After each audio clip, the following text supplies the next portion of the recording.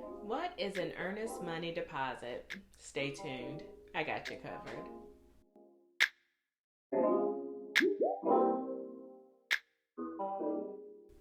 Hello and welcome back to another episode of Lynette Selby Real Estate. In today's episode, we are going to discuss earnest money deposits. So let's get started. So when making an offer on a property in North Carolina, you may be asked to put down an earnest money deposit. So the earnest money deposit is money that is given by the buyer when the buyer is making an offer to purchase a property. And this money is made out to the real estate firm or the closing attorney that will handle the closing for the property. So this deposit shows your good faith when you're making an offer to purchase that seller's property.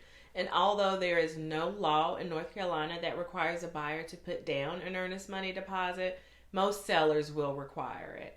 One thing to keep in mind is that if you do agree to an earnest money deposit, but you don't deliver that deposit within the terms of the contract, then you as a buyer may be in breach of contract and that seller may terminate that contract. So keep that in mind when you're thinking about making an earnest money deposit.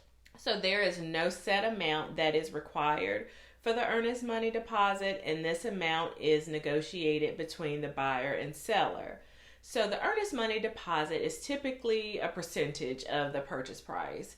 So when asked by my clients, to give them kind of like an idea of what a good amount would be, I always tell them to offer what they are totally comfortable with, but a good rule of thumb is about 1 to 5% of the purchase price. But again, the amount that the buyer offers for the earnest money deposit is totally up to the buyer and may be negotiated between that buyer and seller. So earnest money is returned back to the buyer as a credit towards the purchase price and or closing cost at closing. Earnest money deposits are almost always held in a trust or an escrow account by the real estate firm or the closing attorney. It is not recommended that the seller holds the earnest money deposit. And I say this because, for some reason that contract is terminated and that money is to be returned back to the buyer, it may be difficult to retrieve those funds from that seller. So it's very important to make sure that that earnest money deposit is kept in an escrow account by either that real estate firm or the closing attorney. So let's say that you as the buyer decide that you no longer want to purchase the property and you are within your due diligence period.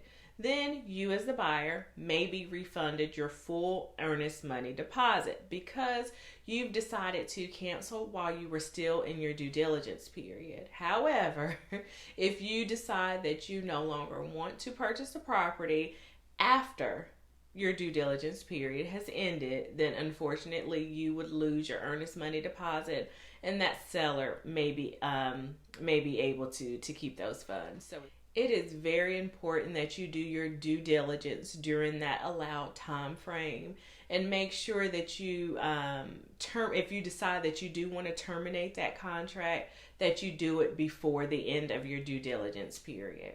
To learn more about earnest money deposits in the state of North Carolina, you can click on the link in the description box to review the full question and answer brochure regarding earnest money deposits in North Carolina. Thank you so much for tuning in to another video. I hope this video gave you a clear understanding of earnest money in North Carolina. But should you have any questions or need additional information about anything real estate or earnest money deposits in the state of North Carolina, just leave me a comment and I'll get right back with you as soon as I can. Remember, I upload videos weekly, so if this is the type of content that you like, might be a good idea to hit that subscribe button and click that notification bell and you will never miss an episode. So until next week, I hope you guys have a wonderful week and I will see you later. Bye-bye.